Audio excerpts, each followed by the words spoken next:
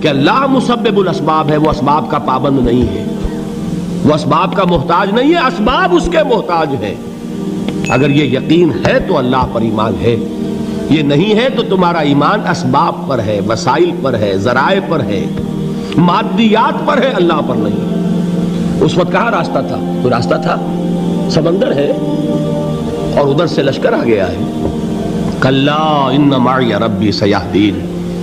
اب دیکھیے ایمان کہہ دینا آسان ہے، ہوا معکم اینما کنتم، جہاں کہیں بھی تم ہوتے ہو اللہ تمہارے ساتھ ہوتا ہے، لیکن اس کا یقین قائم ہو جائے تو زمین و آسمان کا فرق واقع ہو جائے۔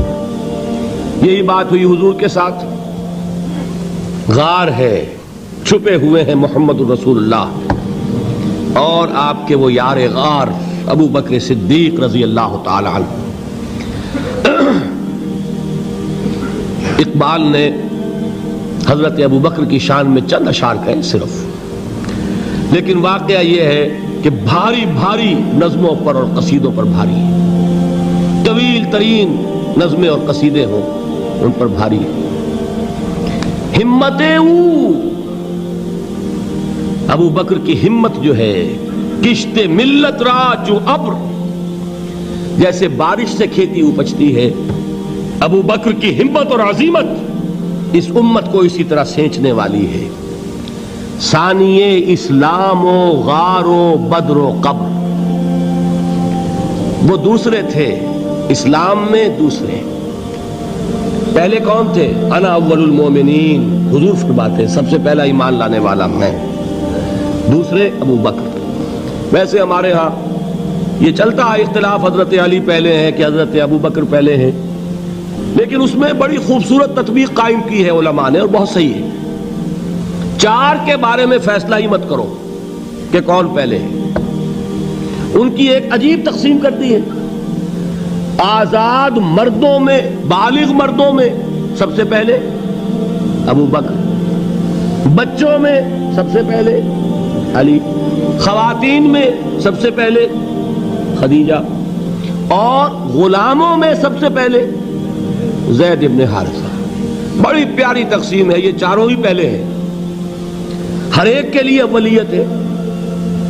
اور واقعہ یہ ہے کہ اگر زمانی اعتبار سے تعین ہوگا تو پہلے خدیجۃ الکبریٰ آئیں گی رضی اللہ تعالی عنہ، کسی اور سے بات کرنے کی نوبت بعد میں آ سکتی ہے، پہلے تو اہلیہ محترمہ سے بات ہوئی، آتے ہی پہلی وحی ہوئی ہے، ابھی تبلیغ کا حکم نہیں تھا، کس کو بتایا واقعہ؟ ابھی اپنی نبوت کی تبلیغ کا تو حکم ہی نہیں آیا، واقعہ کس کا ہے؟ وہ خدیجہ کا ہے۔ جب کہا ہے کہ خشیت علی نفسی، مجھے اپنی جان کا اندیشہ ہے، تو کیا جواب دیا خدیجہ نے رضی اللہ تعالی عنہا؟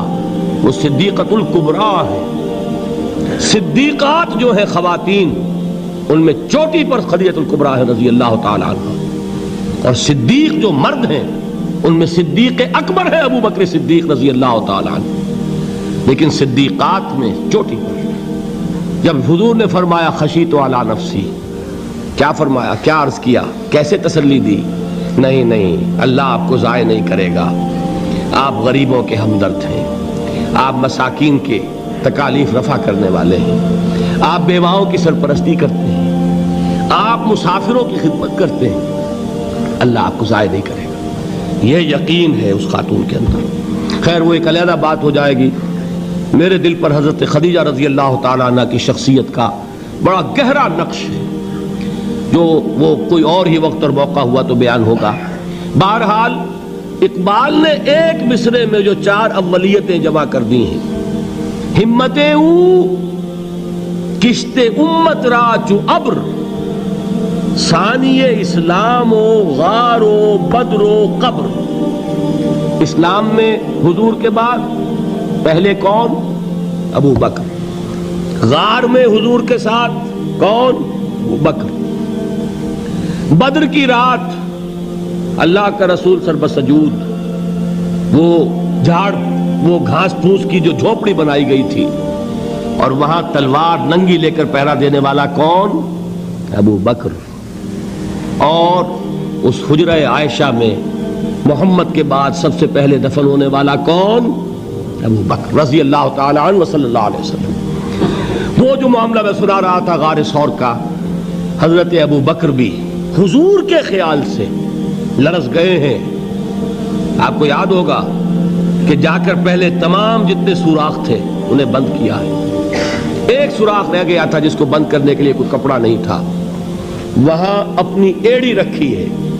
تب کہا ہے حضور سے تشریف لائیے, اور اپنے زانو پر حضور کو لٹایا ہے. اور وہاں کسی موذی جانور نے کاٹا ہے. حضور کی آنکھ لگ گئی تھی. اس وقت اس بل کے اندر جو بھی بچھو ہے کیا ہے واللہ عالم, اس نے کاٹا ہے. اس کی تکلیف کی وجہ سے ابو بکر کی آنکھوں سے آنسو ٹپک گئے. حضور کے چہرے مبارک پر پڑے ہیں تو حضور جاگے ہیں, معاملہ کیا ہے. ایڑی نہیں ہٹائی وہاں سے, مبادا وہ جانور وہاں سے نکل کر محمد الرسول اللہ کو کوئی گزن پہنچا دے. ابو بکر کی ایڑی ہے, جس طرح چاہے کھا لے, ختم کر دے, جان نکل جائے تب کوئی آنچ آئے محمد پر تو آئے, لیکن جیتے جی نہیں. وہ ہے ابو بکر حضور کے خیال سے. اس وقت حضور نے پھر اپنا لعاب دہن لگایا ہے اور اس سے پھر آپ کی تکلیف ختم ہوئی. جیسے خیبر میں حضرت علی کی آنکھ دکھ رہی تھی, اس کو جو شفا حاصل ہوئی ہے وہ بھی حضور کے لعاب دہن سے ہوئی. تو بہرحال اس وقت انہوں نے کہا ہے کہ اے نبی یا رسول اللہ, اگر اس وقت ان میں سے کسی نے غیر ارادی طور پر بھی اپنے قدموں کی طرف جھانک لیا تو پکڑے جائیں گے. کیا جواب تھا اللہ کے رسول کا؟ لا تحزن ان اللہ معنا. اللہ ہمارے ساتھ ہے, کیوں گھبراتے ہو ابو بکر. یہ ہے ایمان باللہ, میرا مالک اللہ, میرا رازق اللہ, میرا محافظ اللہ, میرا مددگار اللہ, میرا پشت پناہ اللہ, میرا دوست اللہ. یہ دوستی ہے اللہ کی جو لب لباب ہے, حاصل ہے ایمان کا. اسی کا نام ولایت ہے. اولیاء اللہ کے سروں پر سینگ نہیں ہوتے. جس کے دل میں ایمان راسخ ہو چکا ہو وہی اللہ کا ولی ہے. جسے اللہ پر یقین ہو چکا ہے وہی اللہ کا ولی ہے. جسے یقین ہے اللہ میرے ساتھ ہے, میرا مددگار, میرا پشت پناہ, میرا ساتھی, میرا دوست, میرا محبوب, میرا محب. اللہ اہل ایمان سے محبت کرتا ہے. واللہ یحب الصادقین. ان اللہ یحب الذین یقاتلون فی سبیلہ صفا کانہم بنیان مرصوص. اللہ محبت کرنے والا, اہل ایمان محبوب, اور اہل ایمان محبت کرنے والے اللہ محبوب. والذین آمنوا اشد حبا للہ. آپ تصور کیجئے جسے یہ رشتہ ایمان یا رشتہ ولایت حاصل ہو جائے, الا ان اولیاء اللہ لا خوف علیہم ولا هم یحزنون. آگاہ ہو جاؤ, اللہ کے دوستوں کے لیے نہ کوئی خوف ہے نہ کوئی حزن ہے. اور میں بیان کر چکا تھا, خوف اور حزن کے خاتمے ہی کا نام امن ہے. زوال خوف, زوال حزن. یہ خوف اور حزن کیوں آتے ہیں بار بار؟ اللہ تخافوا ولا تحزنوا, دونوں آ گئے. الا ان اولیاء اللہ لا خوف علیہم ولا هم یحزنون, پھر وہی دو. وہ کیوں ہے؟ خوف ہوتا ہے کسی مستقبل کی بات کا, یہ نہ ہو جائے, وہ نہ ہو جائے, یہ نقصان نہ پہنچ جائے, یہ تکلیف نہ ہو, یہ غضب نہ آ جائے. خوف ہے مستقبل سے. حزن ہے یہ کیوں ہوا, یہ نہیں ہونا چاہیے تھا, یہ میرا فلاں چیز میرے ہاتھ سے جاتی رہی ہے, فلاں موقع نکل گیا, اب بیٹھے ہوئے ہیں اندر ہی اندر کڑ رہے ہیں, صدمہ ہے اور رنج ہے. اور جو اللہ پر ایمان رکھتا ہے وہ جانتا ہے ما اصاب من مصیبت فی الارض ولا فی انفسکم الا فی کتاب من قبل ان نبرأها ان ذلک علی اللہ یسیر لکی لا تعصوا علی ما فاتکم ولا تفرحوا بما آتاکم واللہ لا یحب کل مختال فخور. اس زمین میں یا تمہاری جانوں میں کوئی تکلیف, کوئی مصیبت نہیں آ سکتی سوائے اس کے کہ جو اللہ نے لکھ دی ہو, اس سے پہلے کہ وہ ظاہر ہو. جس کو یہ حقیقت معلوم ہو گئی اس کو یہ طرز عمل اختیار کرنا چاہیے. جو چیز چھن جائے, جاتی رہے, چھوٹ جائے, اس پر افسوس نہ کرو. کس نے چھینی؟ دوست نے. دوست کے فیصلے پر شکایت. دوستی کو بٹا لگا رہے ہو, سرے تسلیم خم ہے جو مزاج یار میں آئے. اگر دوستی ہے تو پھر تو تمہیں گردن جھکانی چاہیے کہ ہر چے ساقی ماریخت عین الطافست, جو بھی میرا ساقی میرے پیالے میں ڈال دے اس کا کرم ہے. جو اس کی طرف سے آئے اس پر کوئی رنج نہیں, کوئی صدمہ نہیں, کوئی غم نہیں, کوئی شکایت نہیں, کوئی شکوہ نہیں. اور جو ہوگا وہ اس کے اذن کے بغیر نہیں ہوگا, اور اس کا اذن ہوگا تو یقیناً میرے لیے خیر ہی خیر ہے, چاہے وہ ناگوار شے ہو. بظاہر مجھے اچھی نہ لگ رہی ہو، میری شارٹ سائٹڈنس میں مجھے وہ نظر آ رہی ہے کہ میرے لیے بری ہے، لیکن قرآن نے کہا ہے عسیٰ ان تکرہوا شیئا وہو خیر لکم وعسیٰ ان تحبوا شیئا وہو شر لکم واللہ یعلم وانتم لا تعلمون۔ ہو سکتا ہے تم کسی چیز کو ناپسند کرو درحال ہے کہ اسی میں تمہارا خیر ہو، اور ہو سکتا ہے تم کسی چیز کو پسند کرو درحال ہے کہ اس میں تمہارا شر ہو۔ اللہ جانتا ہے، تم نہیں جانتے۔ جب مجھے یہ بات معلوم ہو گئی، میں نے اپنا معاملہ اللہ کے حوالے کیا۔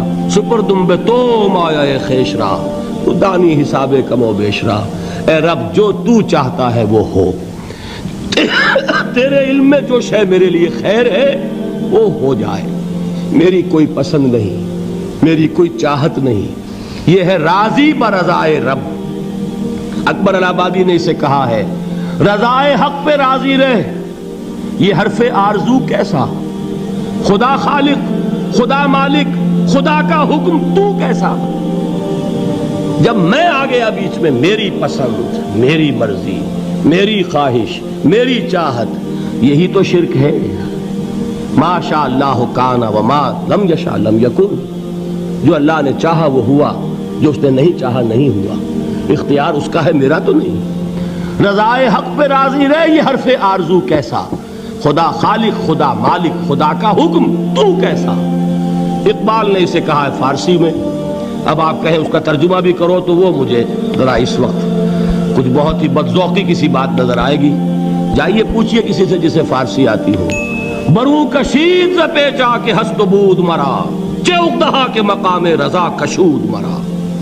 مجھے تو تمام پیچ و خم سے نکال دیا اس مقام رضا نے، میں راضی برضائے رب ہوں، جو فیصلہ اس کا میں اس پر راضی ہوں۔